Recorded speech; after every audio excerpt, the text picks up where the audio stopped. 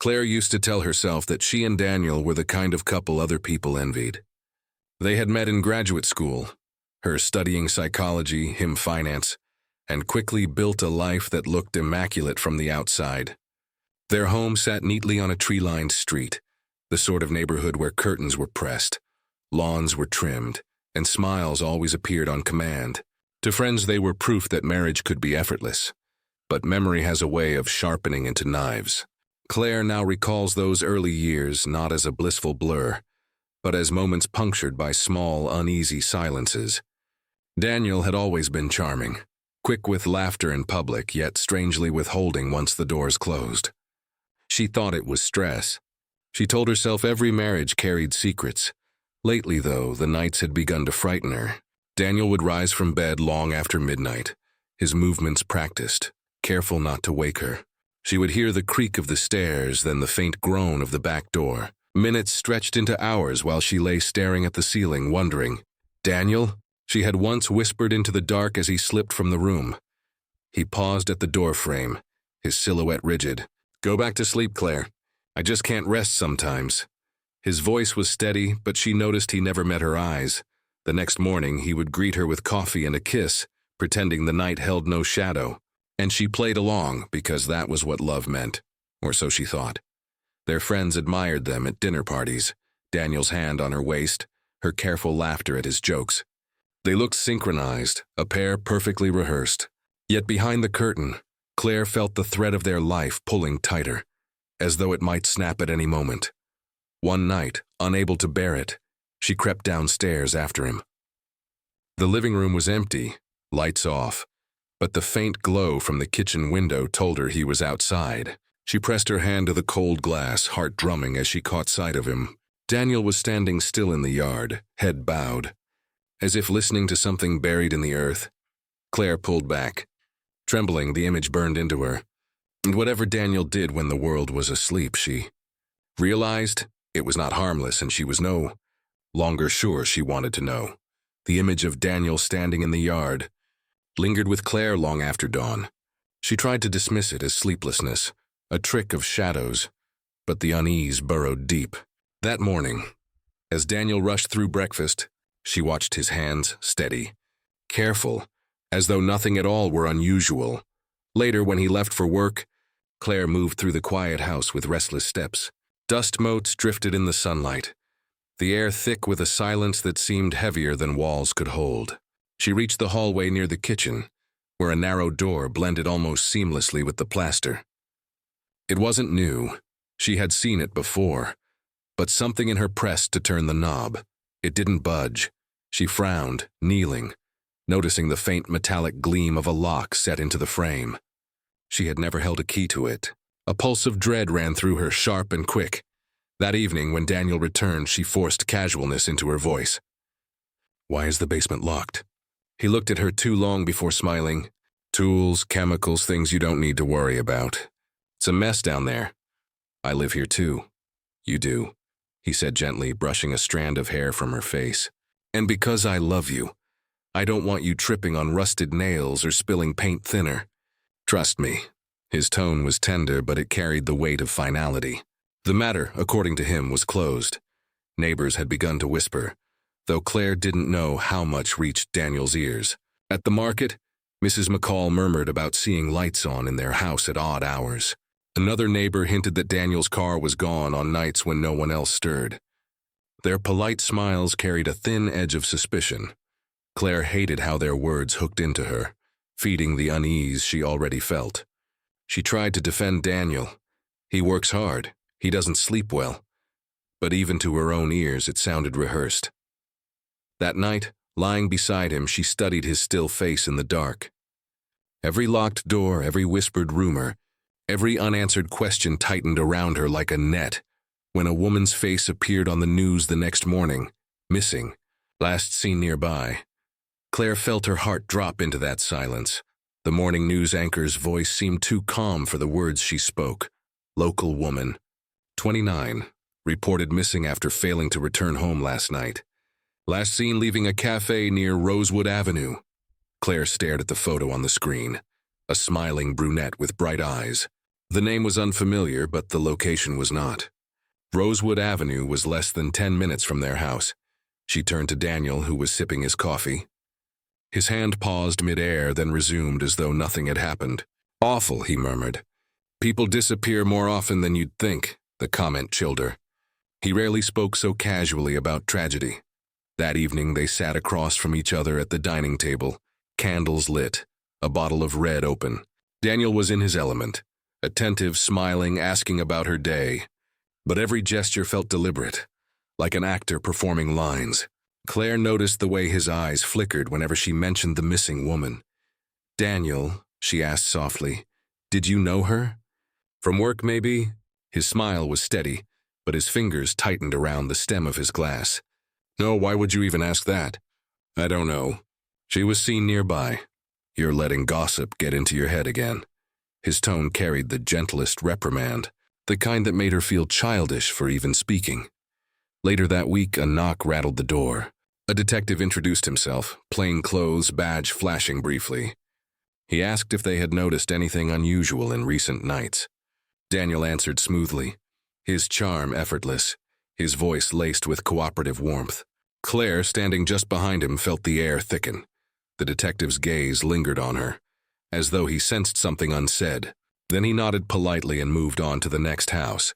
When the door closed, Daniel leaned close, whispering, "You didn't say anything, did you?" Her throat tightened.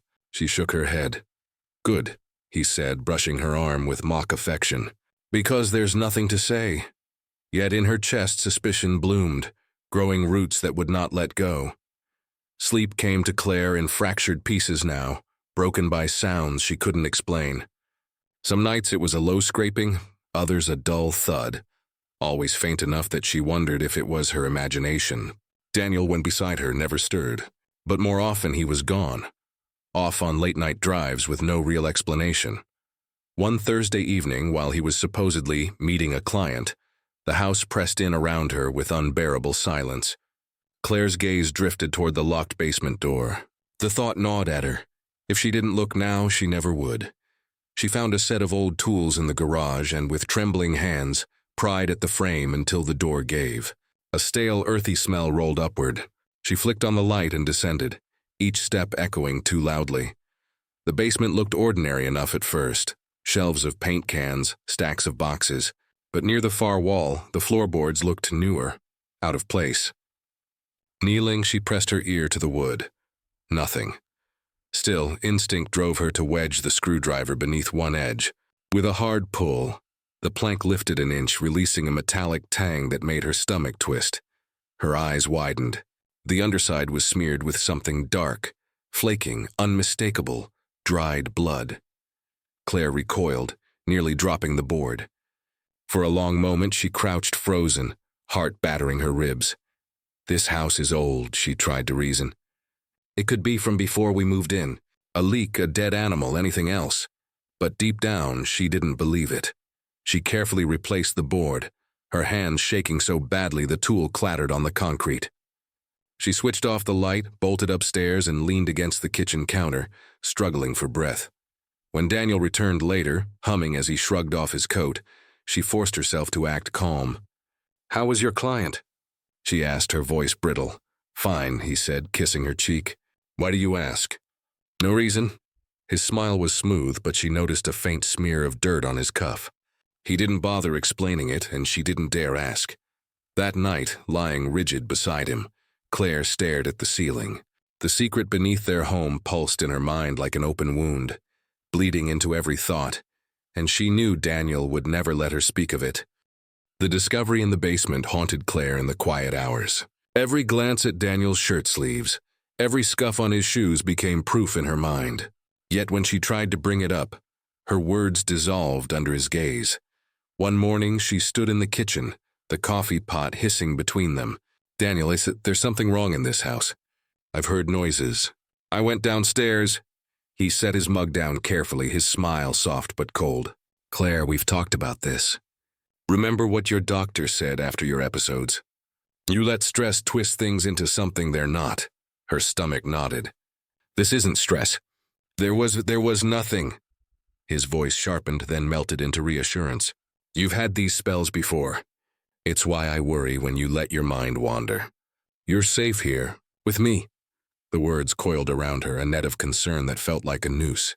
He leaned forward, touching her cheek as though soothing a child. She wanted to scream, but instead she nodded because resistance only deepened the wound. That evening, neighbors gathered on their porches as a police car crept slowly down the street. The same detective from before stopped at their driveway. Daniel answered with practiced charm, shaking his hand, laughing lightly at the intrusion. Claire lingered near the doorframe, her throat tight. "Mrs. Whitaker mentioned hearing strange noises," the detective said, flipping his notebook. "We're following up with everyone. Did either of you notice anything unusual?" Daniel chuckled. "Aside from my wife's imagination running wild?" "No." The detective's eyes flicked toward Claire. She forced a smile, her voice barely audible. "Nothing unusual." When the officer finally left, Daniel closed the door with deliberate slowness. He turned, his expression unreadable. "You nearly slipped," he said quietly. "I didn't say anything," she whispered. "Good," he replied, his lips curving into that same rehearsed smile. "Because we don't want people thinking you're unstable again." That night, Claire lay awake, his words echoing. Maybe she was imagining things. Maybe the blood, the noises, the fear. It was all her mind betraying her. But when the house creaked in the early hours, she knew it wasn't just in her head. The nights had become unbearable. Claire lay beside Daniel, listening to the rhythm of his breathing, steady and deliberate. Every sound in the house seemed to demand interpretation. The tick of pipes, the groan of wood, the distant scrape she could never explain. Finally, the silence broke her. She turned to him. "Daniel, I need to know the truth." He shifted slightly, as though he had been expecting it. "About what?" "The basement. The blood. The noises. You can't keep pretending I'm imagining all of this." Her voice cracked, the weight of weeks pressing into the words. For a long moment, he didn't answer. Then he sat up, the darkness casting his face into strange angles. "If I tell you something, you have to promise, absolutely promise, it stays between us." Her throat tightened. "Tell me," he exhaled, his tone soft but jagged. "Years ago, before you, my brother got into trouble. Bad trouble. Fights, debts, things that left people hurt. I cleaned up for him. I hid things I shouldn't have. The basement. It's a relic of that time. Not mine, his," Claire's breath caught. "So the blood, not recent," Daniel interrupted quickly. "Not connected to that girl on the news. I swear it. I would never—" He trailed off, his hand covering his face. The silence between them pulsed.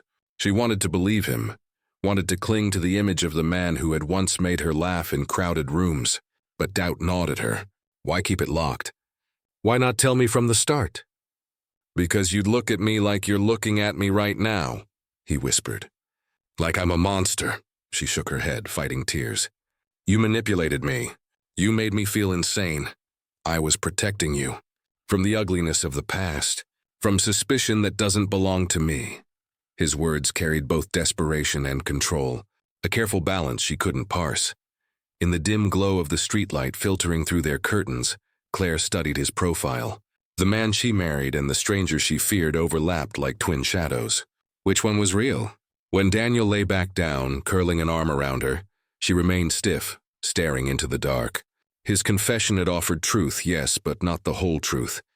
And somewhere deep inside, she knew another story was waiting to be uncovered. Claire tried to bury Daniel's confession beneath layers of rationalization, but the cracks only widened. The basement, the missing woman, the unease in her chest, no amount of whispered promises could seal them shut. It was Evelyn who forced the truth closer. One afternoon, as Claire collected the mail, Evelyn, her widowed neighbor with sharp eyes and a sharper tongue, stepped across the lawn. Her voice dropped low. "Claire, I didn't want to say anything before, but I think you should know. I saw your husband with that missing girl, just days before she vanished." Claire's pulse hammered. "You're mistaken. Daniel doesn't—" Evelyn shook her head firmly. "I know what I saw." They were outside the cafe laughing. He touched her arm. "It wasn't business," she paused, eyes narrowing. "I thought he was better than that." The words sliced through Claire, a mix of betrayal and dread. She forced a brittle smile, clutching the envelopes too tightly. "Thank you, Evelyn. I'll speak to him."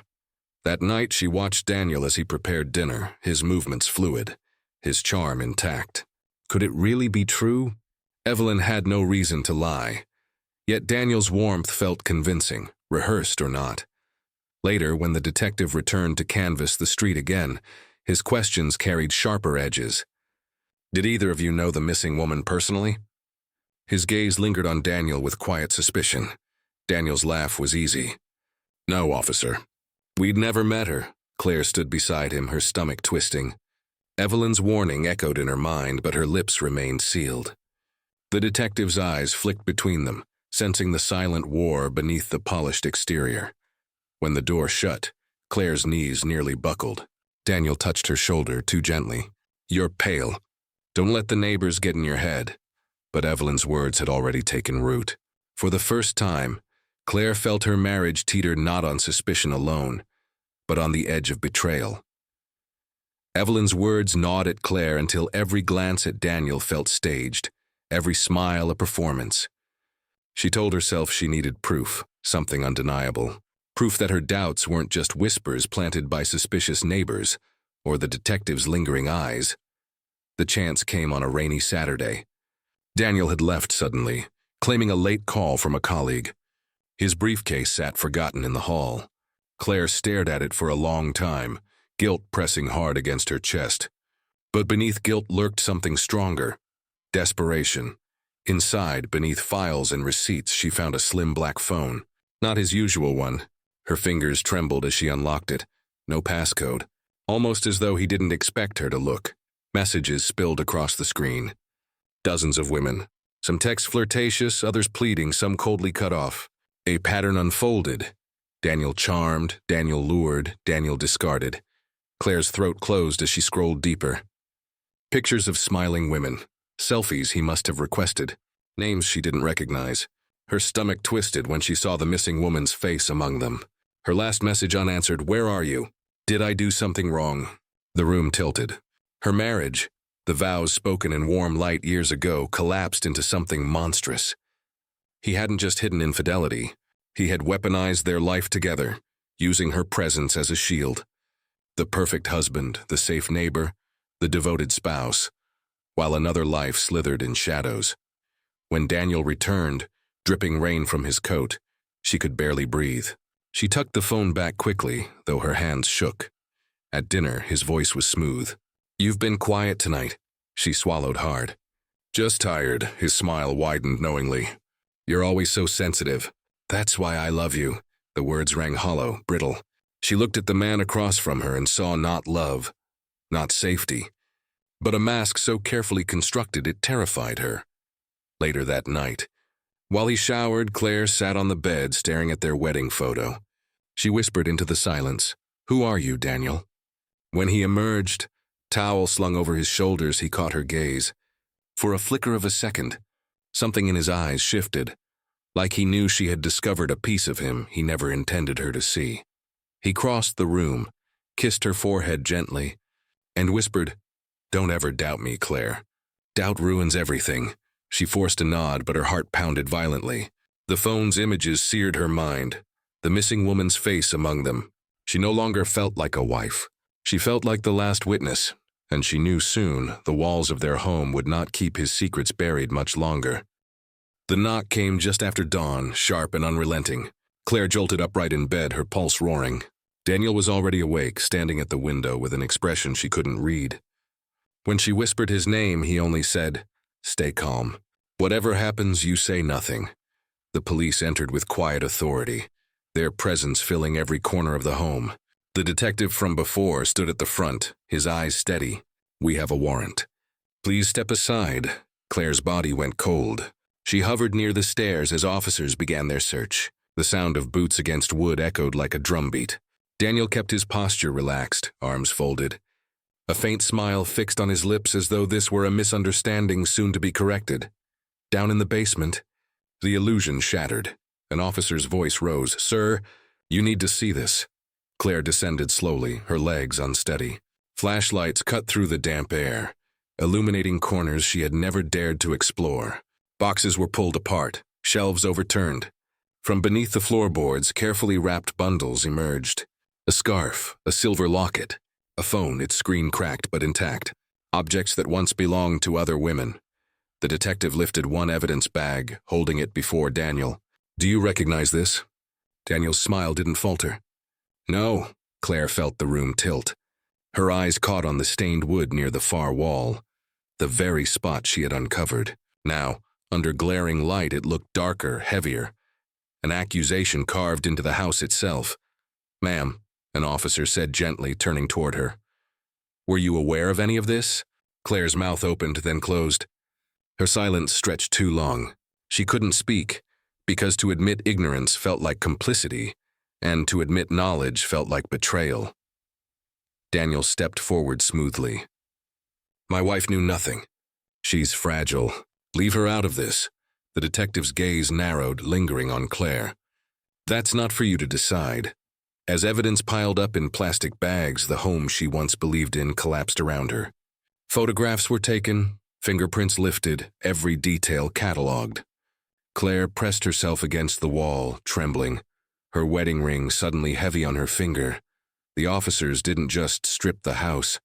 They stripped her of certainty, of safety, of identity. Was she a victim deceived in her own bed? Or was she, in their eyes, an accomplice, another shadow in Daniel's stage? When they finally led Daniel away in handcuffs, his eyes found hers, calm, commanding, as if even then, he expected her loyalty. The courtroom was colder than Claire expected, its walls humming with whispers and judgment. Daniel sat at the defense table, immaculate in a pressed suit, his posture regal. Handcuffs had not diminished his confidence. If anything, they seemed to crown him. Beside him, Claire felt small, her own chair more like a dock than a seat. The prosecutor's voice sliced through the room. "The wife claims ignorance, yet she slept above a graveyard of evidence. Ladies and gentlemen, ask yourselves, is it possible she saw nothing, or did she choose silence?" Claire's heart pounded as eyes bore into her. She had been painted as blind or complicit. Neither identity fit, but both suffocated. When her name was called, she walked to the witness stand with leaden steps. The oath trembled on her lips. "Mrs. Whitaker," the prosecutor began, "how long were you aware of the locked basement?" Claire's hands tightened on the railing. "From the start. Daniel told me it was dangerous. He said he was protecting me." "Protecting you," the lawyer repeated, voice dripping with disbelief. "And you never questioned him?" Her throat burned. "I did. He made me feel like I was imagining things, like I wasn't well. I believed him." From the defense table, Daniel leaned forward, his eyes locking on hers. He gave the faintest nod, a silent command she had felt countless times before. It rattled her. The prosecutor pressed harder. "Mrs. Whitaker, are you telling this court you were a victim of manipulation?" Tears blurred her vision. "Yes, I doubted myself because that's what he wanted. Every lie, every silence, he made me feel it was my fault." Murmurs rippled across the gallery. For the first time, Claire saw Daniel's mask slip. His jaw tightened, his smile strained.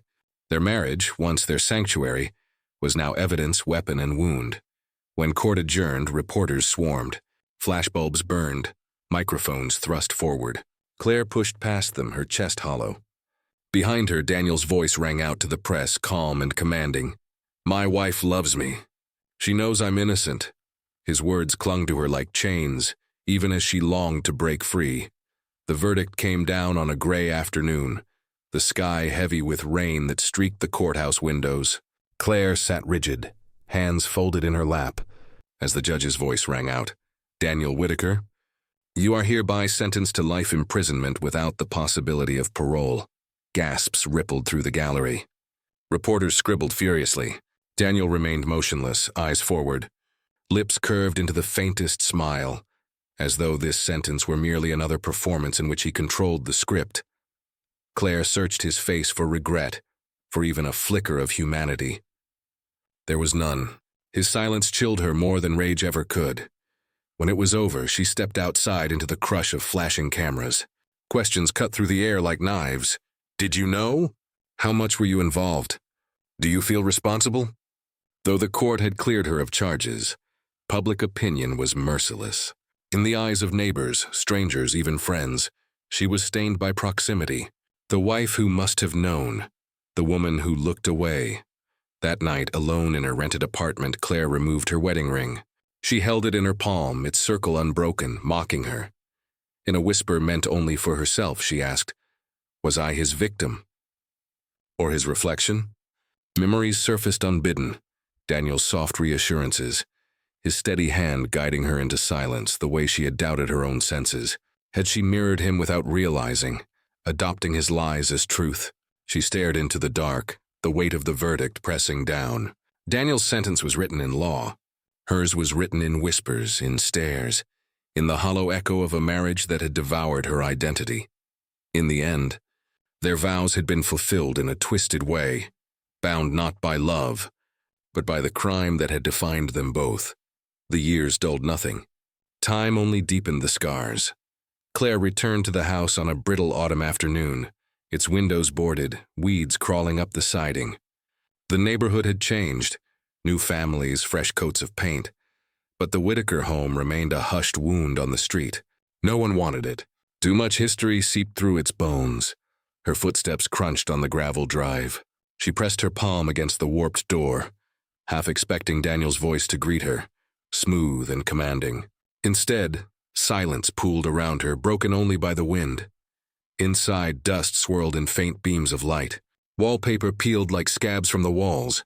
The furniture was gone, but the air still carried the ghost of dinners shared, arguments swallowed and secrets kept.